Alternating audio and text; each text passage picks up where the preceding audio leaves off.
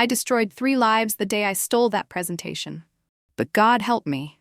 I'd never felt more alive than when Alexander Mason's eyes locked onto mine from across that conference room. I'm Vanessa Taylor, and 6 months ago I was the rising star of Crawford & Mills marketing. Now I'm the cautionary tale they whisper about by the water cooler. Looking back, I should have seen the signs. The way Alexander's steel-rimmed glasses caught the light at odd angles, how his hand always stayed beneath the conference table during my impromptu takeovers. The warning looks from Sophie that I ignored because I was too drunk on the power of being seen. But when you're 34 and terrified of becoming invisible, you see what you want to see.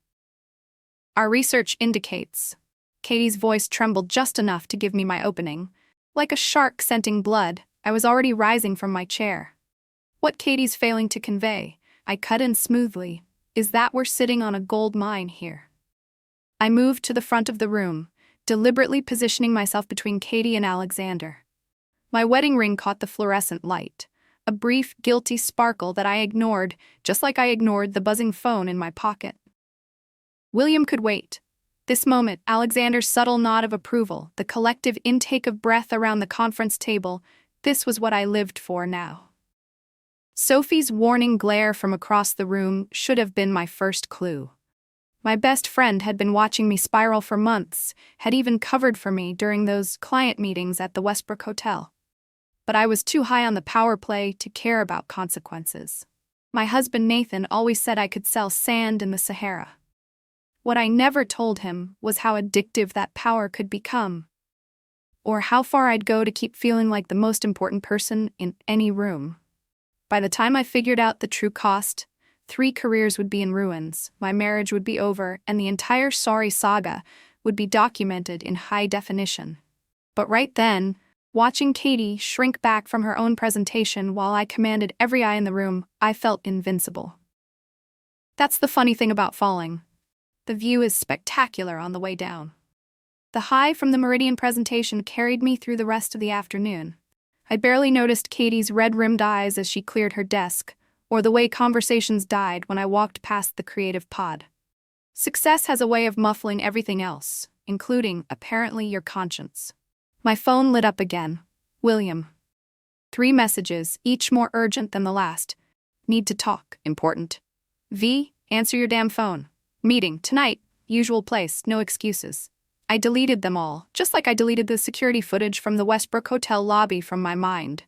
Just like I deleted the memory of Nathan's face this morning when he kissed me goodbye, trusting and oblivious. The thing about lying is that it gets easier. Until it doesn't. You're playing with fire. Sophie ambushed me in the women's bathroom, her voice barely above a whisper. William's getting sloppy. And Alexander, there's something off about him. I reapplied my lipstick, Chanel's Fatal Red. Alexander is exactly what this agency needs. Did you see how he responded to my ideas today? Those weren't your ideas, V. They were Katie's. Sophie leaned against the sink, blocking my exit. And Alexander, he asks too many questions about you, about your relationship with William. He's interested in my work. Is that what we're calling it now? I shouldered past her, but her next words froze me at the door. Nathan called me today. He's planning a surprise anniversary dinner next week. 30 people, V. He's been planning it for months. The guilt hit like a physical blow, but I was already calculating.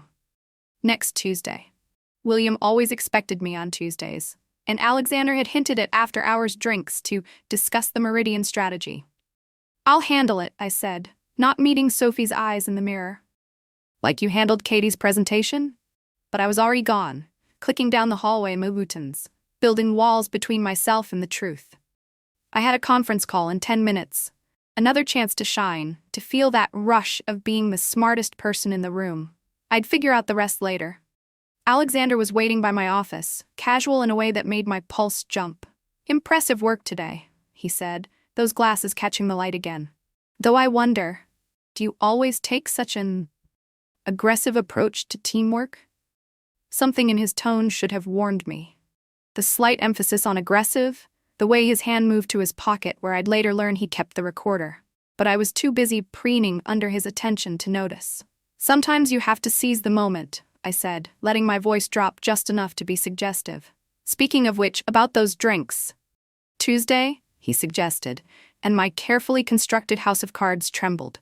I know this quiet place, very private. Tuesday. William, Nathan's anniversary surprise, Sophie's warning. All of it swirled together like a perfect storm, and there I was, steering straight into it. Tuesday's perfect, I heard myself say. As he walked away, I caught sight of my reflection in the office window. Powerful, polished, poised. Everything I'd worked so hard to project. Everything that was about to come crashing down. My phone buzzed one more time. William again. They know. I deleted that one too. The weekend stretched between me and Tuesday like a minefield. Nathan was being suspiciously attentive. Now I know why. Bringing me coffee in bed and suggesting we take a drive up the coast. I begged off, claiming deadline pressure. The irony of using work as an excuse to avoid my husband while I juggled two other men wasn't lost on me. You seem distracted, Nathan said Sunday night, his hand warm on my shoulder. Is it the Meridian account? If only he knew how close he was to the truth. William had been part of the original Meridian team before his mysterious departure 3 months ago. The same week Alexander arrived. Another connection I should have noticed. Just stressed, I murmured, scrolling through my phone. Alexander had sent a meeting invitation for Tuesday. 7 p.m., the glass room at the Morrison Hotel. Not the Westbrook, where William waited. My calendar was becoming a juggling act of lies. Monday brought fresh opportunities for self-destruction. In the morning status meeting, I commandeered Jeremy's client report, turning his careful analysis into my own performance piece. Alexander took notes, his pen moving steadily across his pad. I realized later he was documenting every interruption, every stolen moment. Sophie caught me by the elevators again. William's drinking, she said without preamble. He was at Murphy's bar last night, talking loudly about corporate secrets and hotel meetings. He's bluffing, I said, but uncertainty crept in. He wouldn't dare. Wouldn't he? Men with nothing left to lose are dangerous, V. She grabbed my arm. And Alexander was there too, at Murphy's, sitting in the corner, watching. A chill ran down my spine, but I shook it off. Coincidence. Like his brother suddenly getting fired and him showing up the next week was a coincidence? His what? The elevator doors opened, but I didn't move. William and Alexander are brothers, V. Did you really not know? Everyone's been talking about it. The floor seemed to tilt beneath my Louboutins. William's last text flashed through my mind. They know. But it was too late to back out. I'd already confirmed with Alexander, already made excuses to Nathan about a client dinner, already set this disaster in motion months ago with that first stolen presentation, that first hotel meeting, that first intoxicating taste of being desired and powerful and seen. My phone buzzed. Alexander. Looking forward to tomorrow. Bring the Meridian files. Another buzz. William. Last chance, V, make this right. And finally Nathan. Made reservations for Tuesday. Surprise. Don't work too late. I stared at the 3 messages, each one a ticking bomb. Sophie watched me, her face a mixture of pity and frustration. It's not too late, she said softly. Come clean to Nathan. Deal with the ethics board. We can handle this. But she was wrong. It was already too late. Had been since the moment I let the spotlight become more important than the truth. I stepped into the elevator, watching the doors close on Sophie's concerned face. Tomorrow was Tuesday, and one way or another, everything was going to explode. I just didn't know I'd be the one lighting the match. Tuesday arrived like a funeral march. I spent 45 minutes that morning staring at my closet, finally selecting a black Diane von Furstenberg wrap dress that felt appropriately dramatic for what was about to unfold. Like dressing for my own professional wake. The office hummed with unusual energy. Later, I'd learned they all knew, the anniversary party, the ethics investigation, everything. I was the only one still playing pretend. At 3 p.m., William started calling. Every 15 minutes, like clockwork. I watched my phone vibrate across my desk during a budget meeting, during a client call, during Katie's return presentation that I, for once, didn't hijack. By 6 p.m., I had 27 missed calls and 1 text. Fine. You made your choice. Alexander's message arrived at 6:30. Running late. Meet at 7:30 instead. Bring all Meridian documentation. I should have noticed the emphasis on all. Should have wondered why he needed physical files in a digital age. Should have done a lot of things differently. At 7:15, I was in my car, briefcase full of Meridian files, when Sophie called. "Where are you?" Her voice was tight with panic. "Heading to a meeting. With Alexander? Don't. Vanessa, listen to me. William's at the anniversary party. He's drunk. He's showing people pictures." I hung up, started driving faster. The Morrison Hotel loomed ahead, its glass facade reflecting the sunset like flames. My phone kept buzzing. Sophie, Nathan, numbers I didn't recognize. I ignored them all. The glass room was empty when I arrived, its wall of windows overlooking the city lights. I checked my phone, 7:28. No new messages from Alexander, but dozens from everyone else. I opened Nathan's last text. "I know about William." 3 dots appeared, then disappeared. Then, Alexander showed us everything. The room started spinning. I gripped the back of a chair, my knuckles white against the polished chrome. That's when I heard it. Voices in the hallway. Multiple voices. The doors opened and there they were. Alexander, William, Nathan, Sophie, Katie, the HR director, and what looked like half the executive team. Nathan's eyes were red-rimmed, his face set in stone. William swayed slightly, a cruel smile playing at his lips. And Alexander? Alexander pulled out his phone, pressed a button, and my own voice filled the room. Sometimes you have to seize the moment. Every stolen presentation, every hotel meeting, every lie perfectly documented. "The ethics board meeting is tomorrow at 9 a.m., the HR director said quietly, though given the evidence, it's really just a formality. Nathan wouldn't look at me. Sophie's face was a mask of pity. And William raised his glass in a mock toast. "Happy anniversary, V." I'd always wanted to be the center of attention. Standing there under the harsh lights of the glass room with my entire life imploding, I finally was. Be careful what you wish for. The next 48 hours passed in a blur of signatures and silence, non-disclosure agreements, separation papers, resignation letters. My signature grew progressively shakier on each document, like my identity was bleeding out through my Mont Blanc pen. The ethics board meeting was exactly the formality they'd promised. Alexander presented his evidence methodically, weeks of recorded conversations, emails, hotel receipts. His glasses didn't catch the light anymore. They didn't need to. "Miss Taylor systematically undermined her colleagues," he read from a prepared statement, "while engaging in inappropriate relationships with clients, specifically my brother, William Mason, former account director." William sat in the back, surprisingly sober, surprisingly quiet. The triumph I'd expected to see on his face was replaced by something else. Regret, maybe. Or just hangover. Nathan didn't attend. His absence felt louder than any accusation. Given the extent of the misconduct, the board chair announced, immediate termination is recommended. Additionally, Crawford and Mills will be pursuing legal action regarding the compromised client information. Sophie waited for me outside, holding a cardboard box with my office things. "Did you know?" I asked. "About Alexander's investigation?" "I tried to warn you." She set the box down. "Nathan's staying with his sister. He asked me to tell you not to call." "And William? Rehab. Turns out you weren't his only indiscretion. Alexander set the whole thing up to catch both of you. Kill 2 birds, save the company's reputation." I laughed, a hollow sound. "At least I was worth a conspiracy. That's still your problem, V. Everything's about your starring role, even in your own downfall." She wasn't wrong. Even now, part of me was scripting this moment like a scene, casting myself as the tragic heroine.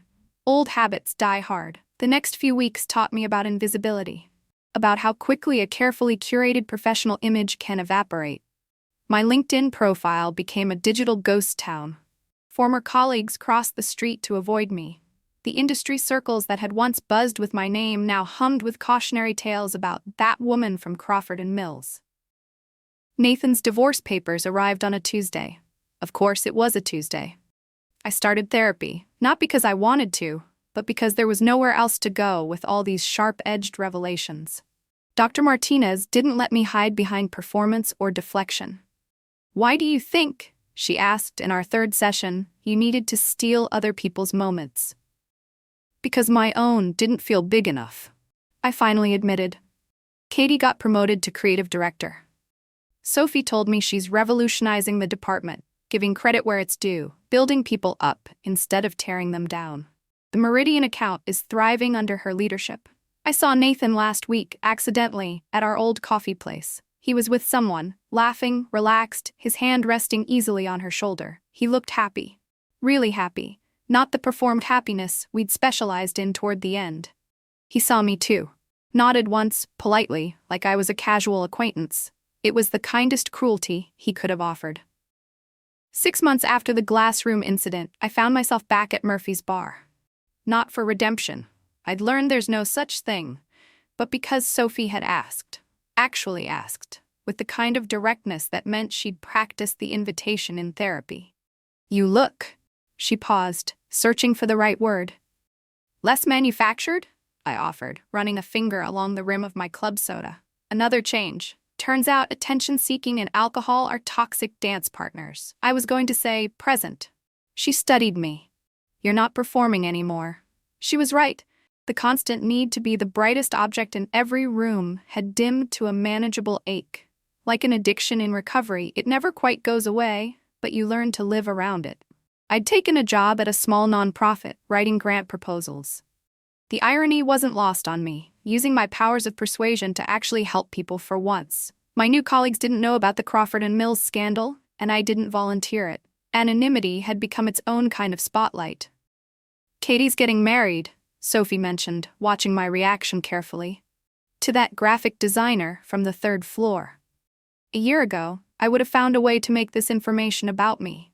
Would have compared it to my own failed marriage, or tried to insert myself into the narrative somehow. Instead, I just nodded. "Good for her. She invited you, to the wedding." That surprised me. "Why?" "She said something about how watching your fall from grace taught her what kind of leader she didn't want to be. You were her best lesson." I laughed. A real laugh, not the practiced one I'd perfected over years of client meetings. Finally, I taught someone something useful. William had emailed last month from his recovery program. Not asking for forgiveness, just acknowledging his part in our mutual destruction. Alexander had apparently left Crawford and Mills too, moved to Seattle. The Mason brothers' revenge plot had worked, but victory tasted different than they'd expected. Nathan's wedding invitation arrived yesterday. Another Tuesday. He'd written a note on the back. "Thank you for teaching me what love isn't. It helped me recognize it when it was real." I kept it on my desk, not as self-punishment, but as a reminder. Some spotlights burn too bright to stand in forever. "I have a presentation tomorrow," I told Sophie. "At work. Big grant proposal. And I'm letting my colleague take the lead. She wrote it. She should present it." Sophie smiled, raising her glass. "Now that deserves a toast." As we clinked glasses, her wine against my soda, I caught my reflection in the bar mirror. I looked different, softer, less coiled. Ready, finally, to be part of the audience instead of always commanding the stage. Sometimes the best role you can play is your own, without embellishment or spotlight. It took losing everything to learn that. But then again, the best lessons usually do.